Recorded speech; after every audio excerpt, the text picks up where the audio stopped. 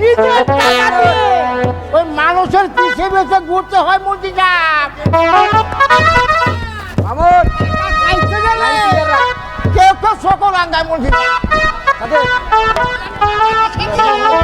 দাদনের ব্যবসা করবো না মন্ত্রী সাহেব। টাকা পয়সা লোহার সিন্ধুকে টাকা পয়সার মায়া ওই গরিব কৃষক ফসল ফলায়, কিন্তু তারা যে সেই ফসলের ন্যায্য মূল্য পায় না, তারা এই টাকা দিতে একটুখানি দেরি করে। একে তো টাকা দিতে বিলম্ব করে। আমার নামে অপবাদ দেয়। আমি নাকি সুদ খাই। শুধু সুদ না, শুধু সুদ বলে না মন্ত্রী সাহেব, বলে সুদের সুদ না 300। আরো বলে মন্ত্রী সাহেব বলে আমি নাকি হারাম খাই। আপনি বিপদের সময় টাকা পয়সা দিয়ে মানুষকে সাহায্য করেন, হয়তো তারা কিছু টাকা বেশি দেয়, সেটাকে কিন্তু সুদ বলা যাবে না, সেটাকে বলতে হবে লাভ দিয়ে। লাভ কোনোদিন সুদ হতে পারে না। এই তো আপনি বুঝতে পেরেছেন, তাই লাভ বলছেন। লোকে আমাকে সুদখোর বলে মন্ত্রী সাহেব, আমাকে সুদখোর বলে। এই লোকে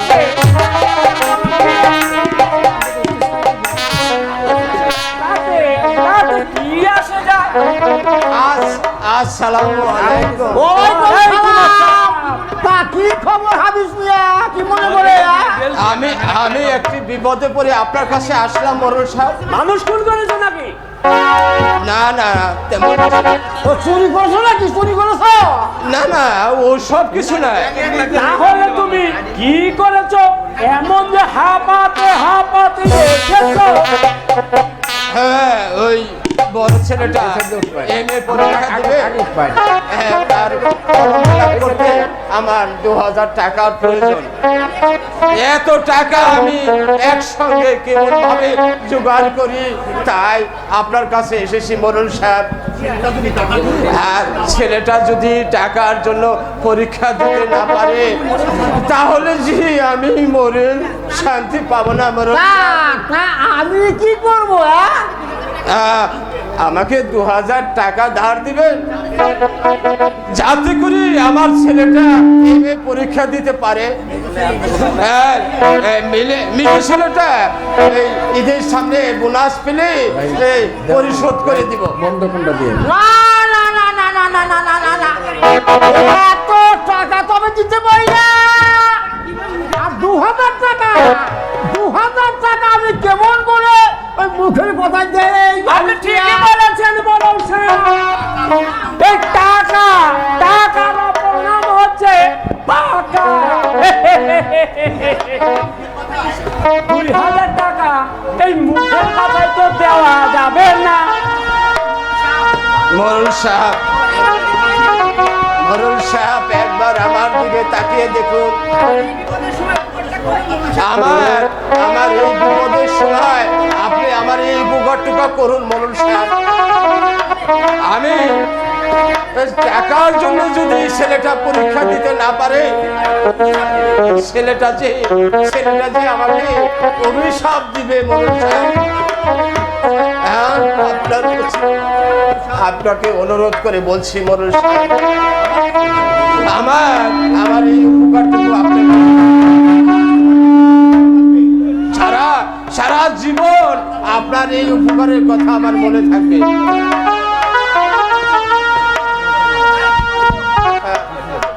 আরে কি করছো?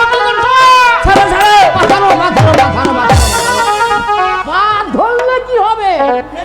মুখের কথা তো আমি এতগুলো টাকা দিতে পারি না। হবে কি বলেন? এই বর্তমান যুগে এই মুখের কথার তো কোনো বিশ্বাসই নেই। তাহলে কি করলে আমাকে বিশ্বাস করে আমাকে 2000 টাকা দিতে পারেন? তোমার স্থাপন সম্পত্তি থাকলে তা হ্যান্ড নোটে বন্ধক রেখে 2000 কেন? আরো বেশি চাইলে আমি দিতে পারি। আমি দিয়ে আমার টাকা দিয়ে তোমার হ্যান্ড নোট ফেরত দিয়ে যাবে। আমার তো বাড়ি ছাড়া আর কিছু নেই মোরল সাহেব। আর কোন সম্পত্তি না থাকে তোমার ওই বাড়িটা বন্ধক দিয়ে টাকা নাও। তোমার এক ছেলে মিলে চাকরি করে, আর যেই ছেলের জন্য তুমি টাকা ঋণ করছো সে ছেলে তোমার এমএ পাস করলে আর তোমার বড় ধরনের এখন চাকরি পাবে। দুটি ছেলের রোজগারে তো তোমার আর অভাব থাকার কথা নয়। বর্তমান যুগে বলছি যার দুটি ছেলে চাকরি করবে তার আবার অভাব থাকবে কি করে? বর্তমান যুগে বর্তমান যুগে ছেলেদের মার খাচ্ছে কৃষক, আমি ব্যবসায়ীরা মার খাচ্ছে বিদেশে পণ্য আমাদের বিক্রি করি না। আর কৃষক মার খাচ্ছে ফসলের ন্যায্য পণ্য না পাওয়ার জন্য মন্ত্রী চাপ। মোরল সাহেব, আপনি যদি মুখের কথায় টাকা দিতে না চান তাহলে বাড়িটাই বন্ধক রেখে আমাকে 3000 টাকা দিন। টাকা যে আমাকে নিতেই হবে। টাকা না হলে যে আমার ছেলেটা পরীক্ষা দিতে পারবে না। তুমি যখন ওই বাড়ি বন্ধক রেখে টাকা নিতে চাচ্ছ হবে কি? আমি দিতে পারি, তবে হ্যাঁ এই লোকে আমাকে বলে আমি নাকি কোথায়। এই ধরো তুমি 3000 টাকা নিতে চাচ্ছ, এই 3000 টাকা আমি যদি কোনো ব্যবসায় বিনিয়োগ করি অথবা অন্য কোনো কাজে লাগাই নিশ্চয়ই কিছু লাভ হবে। লাভ ছাড়া কোন ব্যবসায় আছে? আরে বর্তমানে বান্দাই করলে যে কোনো পণ্য দ্বিগুণ লাভ হবে। নিশ্চয়ই আমাকে কিছু টাকা বেশি না দিয়ে পারবে না। এটা কি সুদ হবে না লাভ হবে? না, এটাকে সুদ বলা যাবে না, এটাকে লাভ বলতে হবে। সুদ হারাম, এটা আমিও জানি হবে।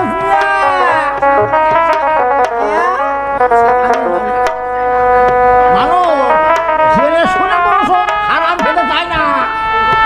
মোরল সাহেব, তাহলে যা যা লেখা প্রয়োজন আপনি লিখে আমাকে 3000 টাকা দিন। ভিতরে চলো, এখন তোর মহিল পাওয়া যাবে না। ওই সাদা কাগজে একটা স্বাক্ষর দিয়ে টাকা দিয়ে যাবে। তাই করুন, সাদা কাগজে যে আমার স্বাক্ষর দিতে হবে। চলুন মুন্সি সাহেব, আপনিও ভিতরে চলুন। আমরা মুন্সি মানুষ, তারপর সমাজ সেবক। আপনি একটা স্বাক্ষর দিলেন। সাক্ষী ছাড়া কোনো কাগজ পাকা হয় না মুন্সি সাহেব। ঠিক আছে, এই সাক্ষী দিতে আমি আবার সবাই ভিতরে চলুন, সবাই ভিতরে চলুন। ঠিক আছে, চলুন। টাকা ছাড়া যে আমার ছেলেটা পরীক্ষা দিতে পারবে না, টাকা ছাড়া যদি আমার ছেলেটা পরীক্ষা না দিতে পারে তাহলে সারা জীবন যে আমাকে আমার ছেলেটা অভিশাপ করবে। কি হলো? ছেলে মেয়েদের আর মানুষ করা যাবে না। আমাদের সময় টিউশনি পড়াতো দূরের কথা, তার নামও জানতাম না। স্কুলের শিক্ষক যা পড়াতো তারপরে পরীক্ষা দিতাম। ডিস্টার্ব তো তাতেই আমরা মানুষ হয়েছি। ওই দেখো, ওই সাদে আর বর্তমান যুগের শিক্ষকরা ব্যাটারি বন্ধ করে দেয় না। স্কুল কলেজে কিছুই পারে না। বন্ধ করলাম বলে টিউশন মাস্টার পাওয়াই কঠিন। না, ওই যে আপনার লিলিকে নিয়ে ভীষণ বিপদে পড়লাম আমি। সাইড দ্বারা তো পরে ভালো একটা বিয়ে আসলে ও গেছে বিয়ে দিয়ে চিন্তা দূর করতাম। বাবা বাবা আর কন্ট্রাক্টরি ব্যবসা করা যাবে না। কেন কন্ট্রাক্টরি ব্যবসা করা যাবে না? এই দেশে লক্ষ লক্ষ বেকার যুবক ছেলে তারা চাকরির জন্য ঘুরতে ঘুরতে আর চাকরি পাচ্ছে না। এরই মধ্যে তাদের চাকরির বয়সটা শেষ হয়ে যাচ্ছে। শিক্ষিত ছেলেরা তাদের চাকরির বয়স শেষ হয়ে যেতে না যেতেই তারা জোগাড় করে নিচ্ছে একটা কন্ট্রাক্টরি লাইসেন্স। তাই এই কন্ট্রাক্টরি ব্যবসা করতে চাই না। ব্যবসা না করে কি করবে? কন্ট্রাক্টরি ব্যবসা ছেড়ে অন্য ব্যবসা করব বাবা। কি ব্যবসা করবে? এই দেশের 8-10 জনে যে ব্যবসা করে আমি সেই ব্যবসাই করব বাবা। কি ব্যবসা? স্মাগলার ব্যবসা করব বাবা। স্মাগলার ব্যবসা। স্মাগলার ব্যবসা? স্মাগলার ব্যবসা আরো খারাপ বাবা। স্মাগলার ব্যবসায় পুলিশ একবার ধরতে পারলে আসল পুঁজি শেষ হয়। তারপর ওই মান সম্মান শেষ হয়। পুলিশকে এত ভয় করতে নেই বাবা। বর্তমান যুগের পুলিশ আর সেই পুলিশ নেই। টাকা দিয়ে এই বর্তমান যুগের পুলিশকে গোলাম করা যায়। তুমি যেটা ভালো মনে করো তাই করো। আমি ব্যবসা তোমার হাতে ছেড়ে দিয়েছি। লাভ লোকসান তোমার। তবে হ্যাঁ, স্মাগলার ব্যবসায় ওই যতই লাভ হোক না কেন আসল ব্যবসা কন্ট্রাক্টরি ছাড়তে পারবে না। ঠিক আছে বাবা, মোটা অঙ্কের টেন্ডার দেখলে এই কন্ট্রাক্টরি ব্যবসা আমি চালিয়ে যাব। একটা কথা কি বাবা, স্মাগলার ব্যবসা অবৈধ। এই কন্ট্রাক্টরি ব্যবসা চালিয়ে স্মাগলার ব্যবসা করলে কেউ সন্দেহ করবে না। লোকে জানে আমরা কোনো না কোনো অবৈধ ব্যবসা করি। ঠিক আছে বাবা, আসল ব্যবসা চালিয়ে আমি ওই স্মাগলার ব্যবসায় করব। স্মাগলার ব্যবসায় করব।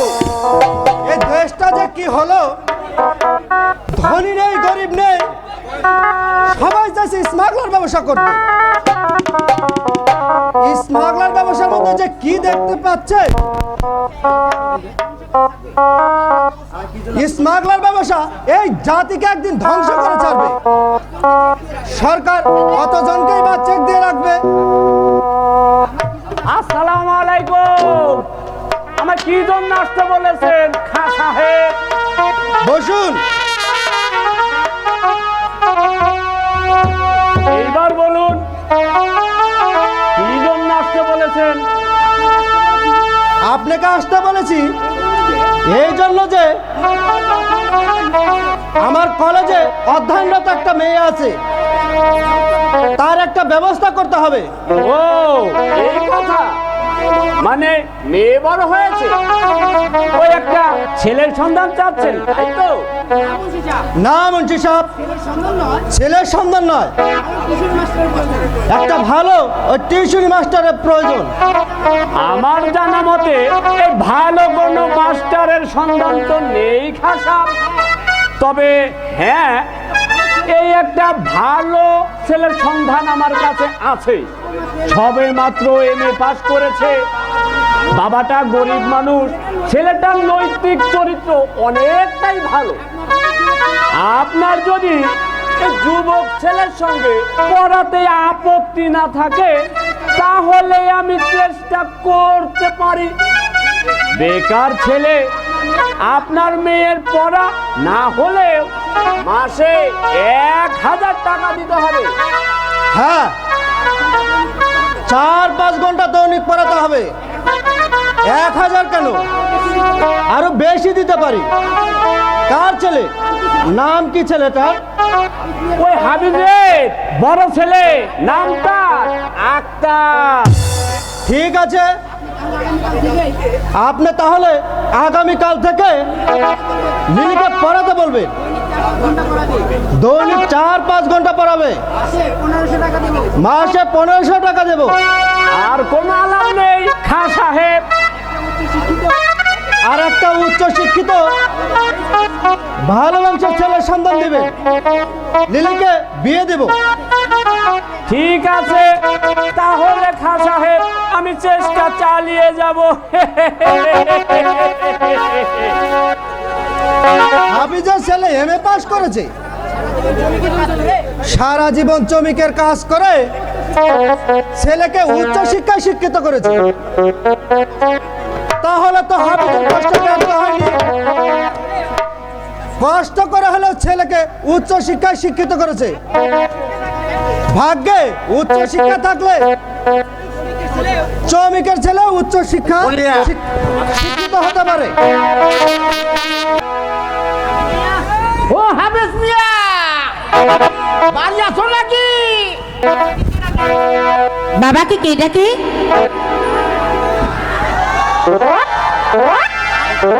হায় আল্লাহ, আমি কি দেখলাম?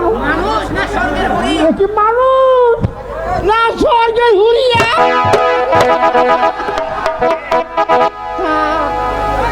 তুমি কে? হাফেজ মিয়া, তোমার কি হয়? বেতার মেয়ে। চেয়ারের অভাব নাই। তোমাকে তো আগে কখনো দেখিনি। ওই, তা কি তোমার বিয়ে মহিলা হয়েছে? প্রস্থান আইলে এখনো বিয়ে হয়নি। তোমার বাবা কোথায়? কোথা যে গেল কিচ্ছু বলে যায়নি। তা কি জন্য বাবার কাছে এসেছেন? আপনাকে তো ঠিক চিনতে পারলাম না। আমাকে আমাকে চিনতে পারলে না? আমার নাম রিয়াজ মোরল। তোমার বাবার কাছে টাকা পাওনা আছে, ওই টাকাগুলি কবে দিতে পারবে তাই জানতে এলাম। ও আপনি তাহলে এখানে বসুন, বাবা এক্ষুনি ফিরে আসবে। আমার কি আর বসার সময় আছে? আমাকে একটু পানি খাওয়াতে পারবে? কি যে বলেন, পানি খাওয়াতে পারবো না কেন? তাহলে একটু পানি খাওয়া। ঠিক আছে, এখানে বসুন, আমি আপনার জন্য পানি নিয়ে আসছি।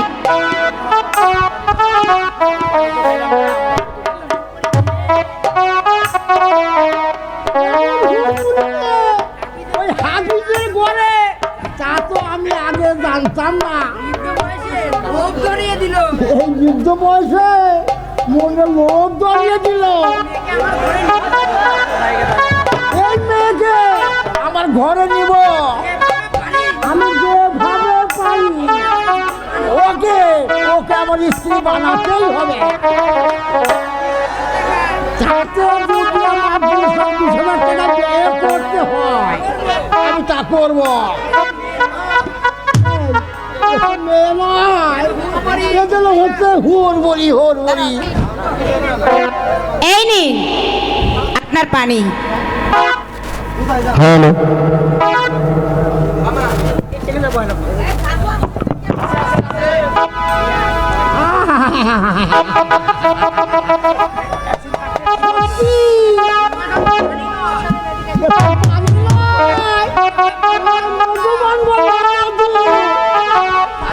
এই কি বলছেন আপনি? মধু পাবো কোথায়? এই ঘরে এক ফোঁটাও চিনি নেই, যা দিয়ে আপনাকে শরবত বানিয়ে দিব। আপনি নিশ্চয় জানেন যে বাবা অবসর নিয়েছে, বড় ভাই এমএ পাশ করে এখনো বেকার, মেজো ভাইয়ের রোজগারি কোনো মতে এই সংসারটা চলে যায়। না, তোমার হাতের পানি মধুর মতো মিষ্টি লাগে। আপনার কথার অর্থটা আমি ঠিক বুঝলাম না।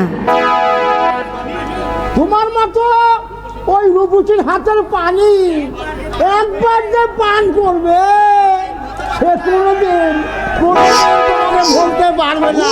দেখুন, আপনি হচ্ছেন আমার বাবার বয়সী, আপনার মুখে এ কথা শোভা পায় না।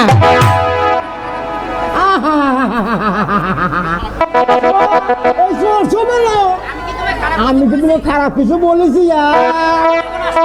আপনি এখন আসতে পারেন।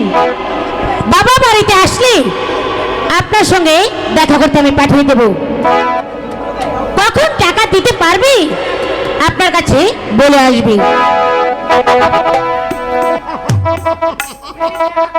ওই ছেলে, ওই ছেলে যে আমার বাবা। এই ছেলে, তুই আমাকে জানিস না? এই একবার যার দিকে টাকা তাকে তো না পেয়ে ছাড়ে না। আমার সাথে ড্যামেজ দেখালি তুই আমার সাথে আমার দেখালি। আমার নাম রিয়াজ বড়। আমি তোদের যে সবে বাড়ি আমার সঞ্চয় নিতে যত টাকা আমি ব্যয় করব। টাকা ছড়ালে কি করা না যায়। আরে মরুল সাহেব, আপনি কি ব্যাপার মরুল সাহেব? কি মনে করে তাই এই গরিবের বাড়িতে ওই পাওনা টাকাগুলো কবে নাগাদ দিতে পারবে তাই জানতে এলাম। বিশ্বাস করুন মরুল সাহেব, আমি যে ভীষণ বিপদে আছি। এই বড় ছেলেটার এখনো চাকরি। আরে আসল টাকা না দিতে পারো হবে ওই লাভগুলি দিলেও তো পারো নাকি। বিশ্বাস করুন মনুর সাহেব, সকাল থেকে এখন পর্যন্ত কিছু আজ যে আমরা সবাই না খেয়ে আছি তুষের চাউলের জন্য যে আমি কত জনের কাছে গিয়েছিলাম, তা কেউ আমাকে দিল না। আজ দুপুরে মনে হয় আমাদের অনাহারেই থাকতে হবে মনুর সাহেব। কি বলছো? সকালে কিছু খাওনি, দুপুরে কিছু উপকার করতে পারলে না। এই না টাকা না, যখন পারো তখন দিবে। পাওনা টাকাটাই আমি দিতে পারছি না, তারপরেও আপনি আমাকে টাকা দিলে। দেখো হাবিজ মিয়া, মানুষ আমাকে যত কিছুই বলুক না কেন, আমি মানুষের ওই দুঃখ সহ্য করতে পারি না। ওই দুঃখ মানুষের উপকার করাই আমার কাজ। এই না টাকা না, এখনই চালে নেই, ওই ছেলে মেয়েদের খাওয়ানোর ব্যবস্থা করো গিয়ে। সকাল থেকে যে পর্যন্ত কিছুই খেতে পেলাম না, আমার কাছে ভাত চাইলাম কিন্তু কোনো কথাই বললো না। আমি তো জোগাড় করতে পারিনি রে বাবা। মলিক তোদেরকে কোথা থেকে বাদ দিবে? চলো হাবিজ মিয়া, চলো বলো বলো। না না না না, তুমি এক্ষুনি গিয়ে চাল ডাল এনে ছেলে মেয়েদের খাবারের ব্যবস্থা করো গিয়ে। আপনার এই উপকারের কথা আমি চিরদিন মনে রাখবো মরুল সাহেব। তুমি আগামী সোমবার আমার বাড়িতে দেখা করবে, তোমার সাথে আমার জরুরি আলাপ আছে। আপনি যে উপকার আমাকে করেছে, আপনার কথা কি আমি অমান্য করতে পারি? আপনি যদি এখন আমাকে এই টাকা না দিতেন, আজ আমি আমার চুলাই উঠতো না। ও আমি তাহলে আসি হবে আগামী সোমবার দেখা করবে কিন্তু। হ্যাঁ, তুমি চাল নিয়ে এসো, প্রধান জাহাজে আর সহ্য করতে পারছি না বাবা। আর একটু কষ্ট কর বাবা, আমি এখনই চাউলের ব্যবস্থা করে তাদের খানার ব্যবস্থা করছি। খোদা খোদা গো, গরিব হাবিজ কে আর কত কাঙ্গাল করে রাখবে। আমাকে কি কোনোদিন তুমি সুখের নাগাল দিবে না খুদা? সুখের নাগাল দিবে না খুদা?